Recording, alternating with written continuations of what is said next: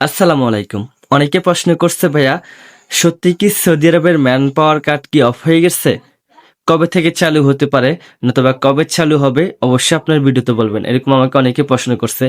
আমি প্রথমত বলি হ্যাঁ, সত্যি সৌদি আরবের ম্যান পাওয়ার কার্ড কিন্তু অফ হয়ে আছে। এখনো পর্যন্ত ম্যান পাওয়ার অফিস চালু করে নাই।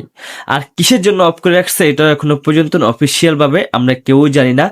একমাত্র তারাই জানে যে কেন বর্তমান সময়ে সৌদির ম্যান পাওয়ার কার্ড হঠাৎ করে অফ করে দেওয়া হয়েছে। এটা কাউকে এখনো পর্যন্ত জানানো হয় নাই, কেউ এটা জানেও না, কেউ নিয়ে কথাও বলতে পারবে না।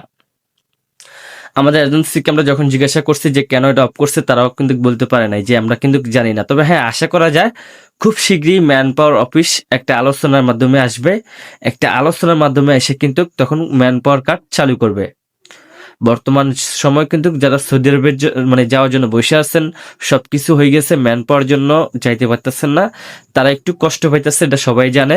হয়ে যাবে কিছুদিনের ভিতরে, তাদের একটা আলোচনা হবে, ওই আলোচনার মাধ্যমে সবকিছু ঠিকঠাক থাকলে কিন্তু খুব শীঘ্রই মানে ম্যান পাওয়ার কিন্তু চালু হয়ে যাবে। অবশ্যই ম্যান পাওয়ার কিছু একটা হয়েছে, তাই তারা কিন্তু অফ করে দিচ্ছে।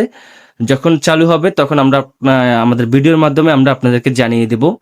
তো অবশ্যই আমাদের চ্যানেলের পাশে থাকবেন, আমাদের ভিডিওর সাথে থাকবেন, আর আমার চ্যানেলটা সাবস্ক্রাইব করে রাখবেন। আমরা কিন্তু আপডেট খবর সবার আগে দেওয়ার চেষ্টা করি। তো যারা টেনশন আছেন, কোনো টেনশন করবেন না, খুব শীঘ্রই খুলে যাবে, একটা সিদ্ধান্ত আসবে অফিসিয়াল ভাবে, তখন কিন্তু ম্যান পাওয়ার কাট হবে। তো অবশ্যই বুঝতে পারছেন। ভিডিওটা ভালো লাগলে শেয়ার করে দিন। ধন্যবাদ।